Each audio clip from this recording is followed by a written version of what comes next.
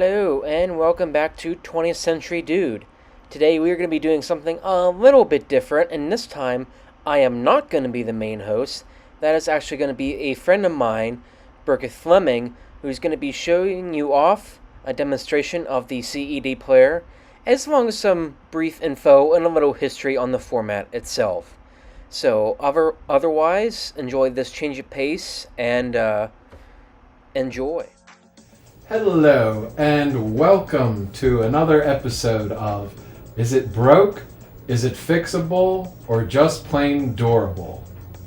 Today, we're going to talk about the CED player.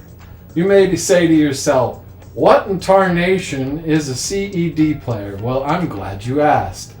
It stands for Capacitance Electronic Disc Player. Now, you're probably wondering to yourself, I still don't know what that means.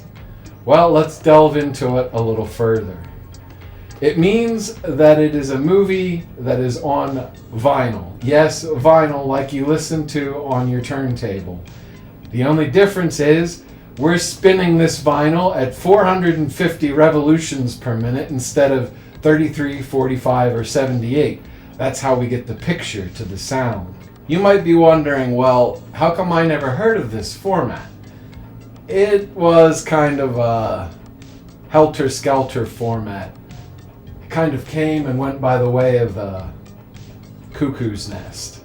My first introduction to it was looking at different films on eBay and being a huge fan of Blues Brothers, which if you've never seen, I highly recommend. Cult classic.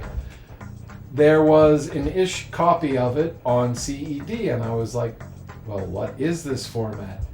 And being a format collector, eventually I ended up buying a player and all 3 Star Wars films on CED, which the last film is a bit of a rarity because it was produced right before the format died.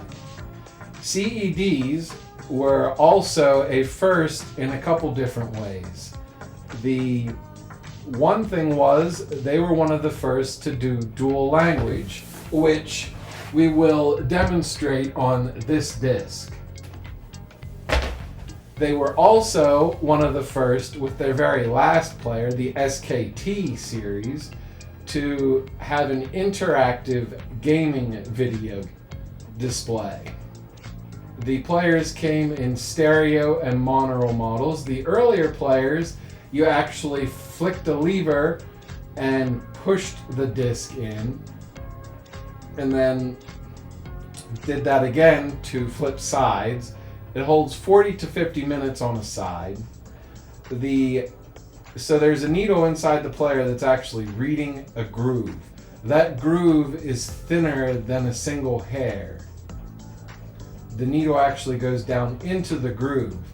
Now, one issue we have with these discs, being as they're getting decently old now, is they were oiled at the factory when they were new, and the only way to really clean these discs is by playing them. So if the disc hasn't been played in a long time, it can be very splotchy. However, there are different model players, and the Sears and Roebuck model players used a different stylus, which was made by Hitachi, and it's been said that that particular model of player doesn't skip like the other model players do. Different companies made players. Zenith had a player, Toshiba had a player, Sanyo had a player. So, let's go into demonstrating the player. We stick the disc in.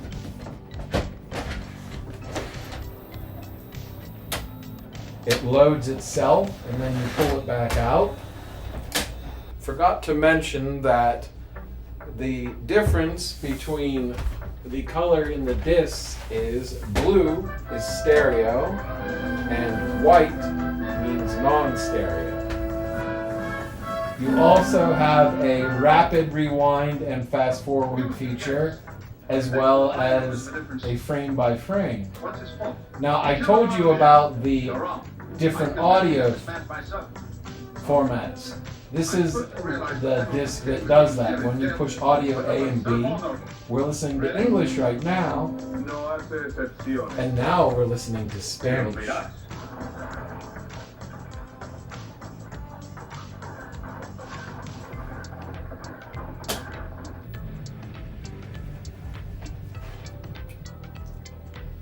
Another one of the downfalls of this format was you can't record on it. It only has the movie itself on it. The movies were also very pricey, so most people couldn't afford them, so they would rent both the player and the movie to watch the movie. These stylists, since they're cleaning the records, have a tendency to get dirty, and then you have to either clean them by hand or send them to someone who can clean them or put a new diamond on the stylus. One time I put a disc in and the disc shattered. I was lucky it didn't destroy the stylus. There's a little light here that tells you which side the disc is on as well. CEDs are also known supposedly to be a little more resilient to time than VHS and have a little better color quality, though that can be debated. There was a gentleman who repaired these machines for many years in a service shop, and they used one particular movie every time in the player, and he's like, I can't stand that movie anymore.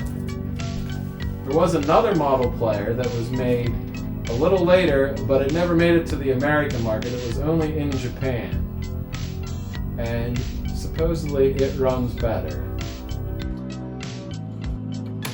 Thanks for watching. Remember, we're all in this together, and keep your stick on the ice.